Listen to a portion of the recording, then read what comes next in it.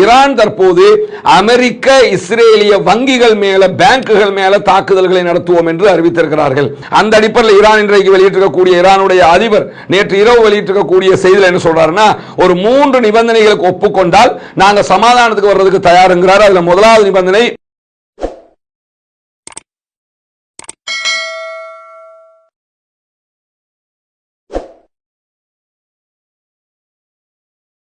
அன்பிற்கினிய சகோதர சகோதரிகளை நம் அனைவர் மீதும் ஏக இறைவனுடைய அமைதியும் கருணையும் உண்டாகட்டுமாக என்கிற உயரிய பிரார்த்தனைகளோடு, ஈரான் அமெரிக்க இஸ்ரேலிய வார் ரொம்ப உச்சகட்டமான நிலையை எப்பொழுதுமே தாண்டி கொண்டே இருக்கிறது. தொடர்ச்சியாக ஈரான் மேல இஸ்ரேலிய அமெரிக்க தாக்குதல்கள் நடத்தப்படுகிற அதே நேரம் ஈரானும் இஸ்ரேல் மேலையும் அமெரிக்காவினுடைய அரபு நாடுகளில் இருக்கக்கூடிய தளங்கள், ராணுவ தளங்கள் மீதும் தாக்குதல்களை நடத்துகிற அதே நேரம் தற்போது தாறுமாறாக ஹொர்முஸ் நீர்நிலை பகுதிகளிலையும் தாக்குதல்களை நடத்த ஆரம்பித்திருக்கிறார்கள். எனவே ஈரானுடைய தாக்குதல்கள் தற்போது உச்சம் தொட்டு வருகிறது. உலகளாவிய அளவில் பெட்ரோலுடைய விலை அதிகரித்துக் கொண்டே இருக்கிறது. இந்த யுத்தம் ஆரம்பிக்கிறதுக்கு முன்னாடி ஒரு பீப்பாய் பெட்ரோலுடைய விலை $60 இருந்த நிலையில இன்றைய நாள் அமெரிக்காவில் ஒரு பீப்பாய் பெட்ரோலுடைய விலை $100 எட்டி இருக்கிறது.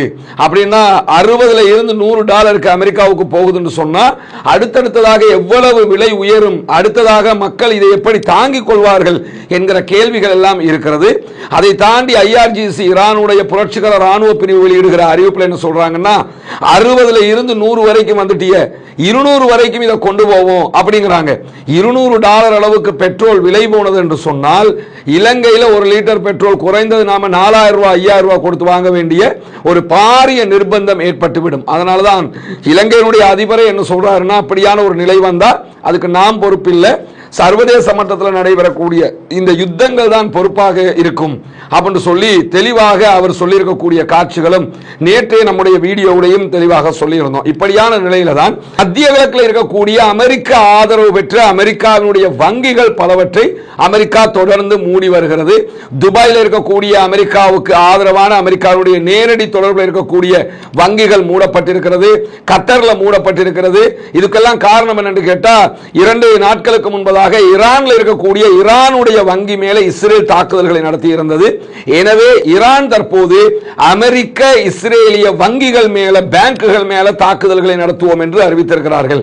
எனவே அமெரிக்காவுடைய எல்லா அசெட்ஸ் மேலையும் தாக்குதல் நடத்துவோம் என்று சொல்லியிருக்கிறாங்க. அதுல தற்போது பேங்குகள் மேல நடத்தப்படுகிற தாக்குதல்கள் உச்சமாக இருக்கும் என்று சொல்லப்பட்டிருக்கிற காரணத்தினால தற்போது இந்த பேங்குகள் எல்லாம் மூடப்படுகிற ஒரு நிலை உருவாகி இருக்கிறது. இதெல்லாம் பொருளாதாரத்தில் தாங்க முடியாத இழப்பை உண்டாக்கும். ஆனா அமெரிக்க அதிபர் டொனால்ட் ட்ரம்ப் என்ன சொல்றாருன்னா, ஈரான் போன்ற ஒரு நாட்டை அழிக்கணும்னா நம்ம உலகமே சேர்ந்து இந்த வேலையை கொடுத்துதான் ஆகணும். இந்த பைத்தியார பயலுடைய இந்த வேலைக்காக உலக நாட்டு மக்கள் எல்லாம் ஏன் வந்து பட்டினில கிடக்கணுங்கிற கேள்வி வருமா இல்லையா? இவன் செய்கிற இந்த மாதிரி கிறுக்குத்தனத்துக்காக ஒவ்வொரு நாட்டை போய் ஆக்கிரமிக்கிறதுக்காக எல்லா நாடுகளிலும் இருக்கக்கூடிய மக்கள் பட்டினில இருக்கணும்னா அவன் நாட்டு மக்கள் பட்டினில இருக்கிறதுக்கு நிலைமை வருமானு கேட்டா அது வராது. ஏன்னா அவன் எல்லாத்தையும் சேமிச்சு வச்சிருக்கிறான். மற்ற நாட்டினுடைய மக்கள் பட்டினில இருப்பாங்க, அதை பொறுத்துக்கிறங்க அப்படின்னு பேசக்கூடிய நிலையெல்லாம் தற்போது உருவாகி இருக்கக்கூடிய சூழல்ல இஸ்ரேலுடைய உள்நாட்டு உளவு அமைப்பாக இருக்கக்கூடிய ஷின்பத்தினுடைய தலைமையகத்தின் மீது இன்றைக்கு கடுமையான தாக்குதல்களை நடத்தி இருக்கிறது ஈரானுடைய ட்ரோன்கள் என்கிற செய்திகள் வெளியாகி இருக்கிறது. ஈரானுடைய ராணுவம் இன்றைக்கு இஸ்ரேலுடைய 2 விமானப்படை தளங்கள் மேல தாக்குதல் நடத்தி இருக்கிறது. டெல் அவீவ்ல இருக்கக்கூடிய ஷின்பத்தினுடைய தலைமையகத்தின் மீது ட்ரோன் அட்டாக் பண்ணி இருக்கிறது.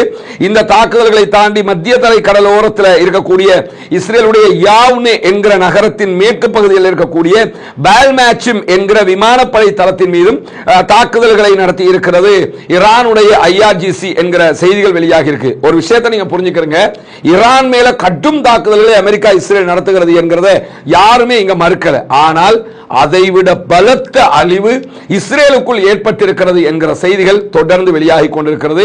இஸ்ரேலுடைய ஹரேட்ஸ் உள்ளிட்ட பத்திரிகைகள் சொல்லக்கூடிய செய்திகள் தொடர்ந்து அதை பார்க்கும்போது தெரிகிற விஷயங்கள் என்ன, டெல் அவீவை மொத்தமாக அழித்துக் கொண்டிருக்கிறது ஈரான்.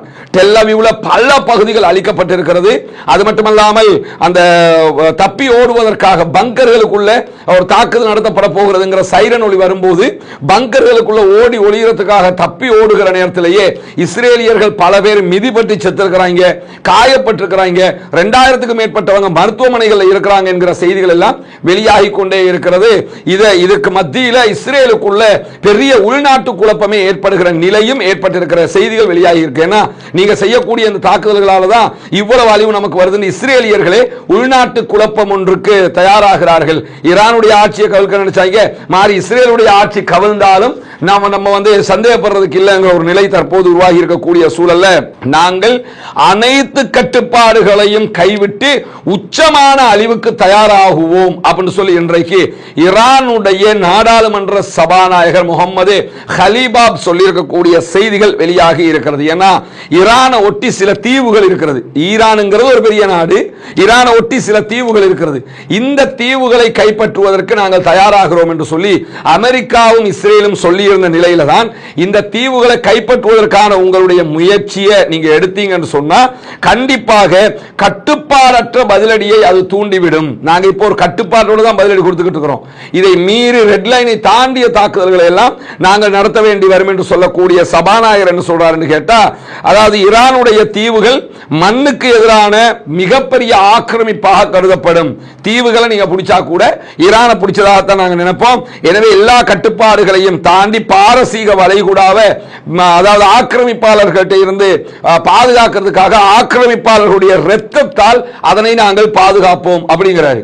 கண்டிப்பாக உங்க மேல மிக கடுமையான தாக்குதல்களை நடத்துவோம் என்கிற எச்சரிக்கையும் விடுக்கப்பட்டிருக்கக்கூடிய சூழல்ல தான் அமெரிக்க இஸ்ரேலிய வான்வழி தாக்குதல்களுக்கு மத்தியில் ஈரானுடைய அதிபர் அவர்கள் பேச்சுவார்த்தையை மறுத்திருக்கிறார்கள். மீண்டும் நாங்க பேசுவோம், சமாதானமாக்கிறோம் என்று சொல்லி அமெரிக்கா கூப்பிடுது. இல்ல நாங்க முடியவே முடியாது, நாங்க தான் தீர்மானிப்போம் அடுத்தது என்ன என்று சொல்லி ஈரான் மிக தெளிவாக இருக்கிறாங்க. அந்த அடிப்படையில் ஈரான் இன்றைக்கு வெளியிட்டிருக்கக்கூடிய ஈரானுடைய அதிபர் நேற்று இரவு வெளியிட்டிருக்கக்கூடிய செய்தியில் என்ன சொல்றாருன்னா, ஒரு 3 நிபந்தனைகளுக்கு ஒப்புக்கொண்டால் நாங்க சமாதானத்துக்கு வர்றதுக்கு தயாருங்கிறார். அதுல முதலாவது நிபந்தனை, ஈரானுடைய சட்டபூர்வ உரிமைகளை அமெரிக்கா அங்கீகரிக்க வேண்டும். எங்க உரிமைகளை நீ தலையிடக்கூடாது. எல்லா நாட்டுக்கு உரிமை இருக்கிற மாதிரி எங்களுக்கு உரிமை இருக்கு. ஈவன் நியூக்ளியரை தயாரிக்கிறது எங்க உரிமை, பிறப்புரிமை என்கிறது ஈரான். எனவே எங்க உரிமைகளை நீ தலையிடக்கூடாது, அதுக்கு நீ ஒப்புக்கொள்ளணும். அதே நேரத்தில் எங்க மேல நடத்தப்பட்டிருக்க இந்த எல்லா அட்டாக்குக்கும் நீங்கள் இழப்பீடு தர வேண்டும் அப்படின்னு சொல்லி இரண்டாவது கேட்கிறாரு. மூன்றாவதாக ஆக்கிரமிப்பு இனிமேல் நடத்தப்படாது என்று சொல்லி சர்வதேச உத்தரவாதங்கள் எங்களுக்கு தரப்பட வேண்டும். நீங்க வருவீங்க, தாக்கு நடத்துவீங்க, திருப்பி போயிருவீங்க, திரும்ப வருவீங்க, திருப்பி தாக்கு நடத்துவீங்க, திருப்பி பேச்சுவார்த்தை, இந்த கதையெல்லாம் சரிப்பட்டு வராது. இனி இந்த பக்கம் தலை வச்சு தூங்க மாட்டோம் என்று சொல்லி நீங்க எங்களுக்கு உத்தரவாதம் தரணும், சர்வதேச நாடுகள் உத்தரவாதம் தரணும். அப்ப மட்டும்தான் நாங்க தாக்குதல்களை நிறுத்துவோம்ங்கிறாங்க. இதுல இந்த முதல் நிபந்தனையாக இருக்கக்கூடிய சட்டபூர்வ உரிமை என்பதை அமெரிக்கா ஒப்புக்கொண்டே ஆக வேண்டும். இல்லைன்னு சொன்னா அவங்களுக்கு வேறு வழி இல்லை, ஈரானுடைய தாக்குதல்கள் நிறுத்த மாட்டார்கள் என்று அவங்க சொல்லி இருக்கிறாங்க. இரண்டாவது, இழப்பீடுகள் வழங்கணும். இழப்பீடு கொடுப்பாங்களான்னு சொன்னா கொடுப்பதற்கு வாய்ப்பு இருக்கிறது. ஏன்னா கடந்த காலங்களில் இதே மாதிரி ஈரானுடைய ஒரு பேசஞ்சர் பிளைட் அமெரிக்கா சுட்டு தள்ளி இருந்தது, 200க்கும் மேற்பட்டவங்க கொல்லப்பட்ட நேரத்தில் அதற்காக அமெரிக்கா இழப்பீடு கொடுத்திருந்தது. இழப்பீடு கொடுக்காம அவங்களால முடியலைங்கிற ஒரு நிலை வரும்போது இழப்பீட்டை கொடுத்திருந்தார்கள். அதே மாதிரி தான் மூன்றாவது நிபந்தனை, சர்வதேச நாடுகள் உத்தரவாதம் கொடுப்பதற்கும் வாய்ப்பு இருக்கிறது. அதனாலதான் இந்த 3 நிபந்தனைகளை மசூத் பெசக்ஷியன் சொல்லி இருக்கக்கூடிய சூழல்ல இந்த டொனால்ட் ட்ரம்ப் இருக்கிறார்ல, குட்டிகாரன் கூட பரவாயில்லைங்கிற நிலையில ஒளறிக்கிட்டே இருக்கிற காட்சியை பார்க்க முடியும். என்னன்னா இன்னைக்கு என்ன சொல்றாருன்னு கேட்டா, திருப்பி நாங்க ஜெயிச்சிட்டோங்கிறது. நீ ஜெயிச்சுட்டா இன்னைக்கு எத்தனை நாட்களாக யுத்தம் நடக்குது, ஈரானுடைய ஆட்சி கவர்ந்திருக்கணுமா இல்லையா, ஸ்ட்ரக்சர் உடைஞ்சிருக்கணுமா இல்லையா, ஈரான் அடுத்த கட்டத்துக்கு அவங்க போயிருக்கணுமா இல்லையா, அது ஒண்ணுமே நடக்கல. 80% அவர்களுடைய ஏவுகணைகளை அழிச்சிட்டோம். ஆனா டெய்லி அவன் அட்டாக் பண்ணிக்கிட்டே இருக்கிறான், டெய்லி பெலிஸ்டிக் அனுப்பிக்கிட்டே இருக்கிறான். அப்ப 80% அழிச்சிட்டா இப்ப அனுப்புறதுலாம் எங்க புதுசா உருவாக்கிட்டு என்னடா சொல்ல வர்றீங்கிற கேள்வி வருமா இல்லையா? இன்றைக்கு அல் ஜஸீரா வெளியிட்டிருக்கக்கூடிய ஒரு செய்தியில் அமெரிக்க அதிபர் தொடர்ந்து நான் வெற்றி பெற்றதாக சொல்லிக்கொண்டே இருக்கிறார், ஆனால் யுத்தம் தொய்வின்றி தொடர்ந்து கொண்டே இருக்கிறதுங்கிறார். நீங்க வெற்றி பெற்றுட்டு சொன்னா யுத்தம் நின்றுக்கணும், ஆனா யுத்தம் தொடர்ந்துகிட்டே இருக்குது. எனவே அமெரிக்க அதிபர் தொடர்ந்து அவருடைய அந்த நாங்க ஜெயிச்சிட்டோம் சொல்லி அவர் சந்தோஷப்படுறாரு தவிர உண்மையிலேயே அது ஜெயிக்கல, எப்ப இந்த யுத்தம் முடிவடையும் என்று கூட அமெரிக்காவுக்கே தெரியாத ஒரு சூழல் தான் இருக்கிறது என்றும் சொல்லியிருக்கக்கூடிய நிலையில ஈராக்குக்கு அருகாமையில் இருந்த அமெரிக்காவுக்கு சொந்தமான ஒரு டேங்கர் கப்பலை IRGC தாக்கி அழித்திருக்கிறது. இது கூட ஒரு கப்பல் எரியக்கூடிய காட்சியை தான் நீங்க பாக்குறீங்க. இப்படி பல கப்பல்கள் மேல தாக்குதல் தாக்குதல்களை நடத்தி கொண்டே இருக்கிறது IRGC. ஈராக்கினுடைய பாஸ்ரா அருகே இருக்கக்கூடிய அமெரிக்காவுக்கு சொந்தமான மார்ஷல் தீவுகளுடைய கொடிகளோடு பயணித்த ஷபேஷியா விஷ்ணு என்கிற கப்பல் மேலதான் இன்றைக்கு அதிகாலை தாக்குதல் நடத்தப்பட்டிருக்கிறது. அது மட்டுமல்லாம தொடர்ந்து ஹிஸ்புல்லாக்கள் தாக்குதல்களை நடத்தி வருகிறார்கள். ஈரான் மேல கிட்டத்தட்ட 100 ராக்கெட்டுகளை ஒரே டைம்ல ஒன் டைம் 100 ராக்கெட் அனுப்பி இருக்கிறாங்க. இஸ்ரேல் மேல கடுமையான அழிவுகளை இஸ்ரேல் சந்தித்துக் கொண்டிருக்கக்கூடிய சூழல்ல தொடர்ந்து எங்க மேல ஹிஸ்புல்லாக்கள் தாக்குதல் நடத்தினா நாங்கள் லெபனானுடைய பகுதிகள் முழுவதுமாக கைப்பற்றுவோம், ஆக்கிரமிப்பு பண்ணுவோம் என்று சொல்லி லெபனானுடைய அரசாங்கத்துக்கு இன்றைக்கு சொல்லி இருக்கிறது இஸ்ரேல் என்கிற செய்திகள் வெளியாகி இருக்கிறது. ஏன்னா நீங்க இவங்களை கண்ட்ரோல் பண்ணணும், இல்லைன்னா நாங்க உங்களை வந்து பிடிப்போம், உங்க மேல அடிப்போம் என்று சொல்லி மிரட்டிக்கிட்டு இருக்கிறாங்க. அதையும் கேட்காம ஒரே நேரத்தில் சிங்கிள் அட்டாக்ல 100 ராக்கெட் தாக்குதல்களை நடத்தி இருக்கிறது ஹிஸ்புல்லாக்கள் என்கிற செய்திகளுக்கு மத்தியில் தான் ஈராக்கினுடைய துறைமுகத்தில் இருக்க செயல்படக்கூடிய ஒரு முக்கிய அதிகாரி வழங்கி இருக்கக்கூடிய ஒரு பேட்டி வெளியாகி இருக்கிறதுல 2 ஈராக்கிய வெளிநாட்டு எரிபொருள் டேங்கர்கள் இதுவரைக்கும் நீரில் மூழ்கடிக்கப்பட்டிருக்கின்றன ஈரானால என்கிற செய்திகளும் வெளியாகி இருக்கிறது. எனவே இதுவரைக்கும் வெளியாகி இருக்கக்கூடிய பல முக்கியமான செய்திகளை தான் உங்களுக்கு மத்தியிலே கொண்டு வந்து வந்திருக்கிறோம்.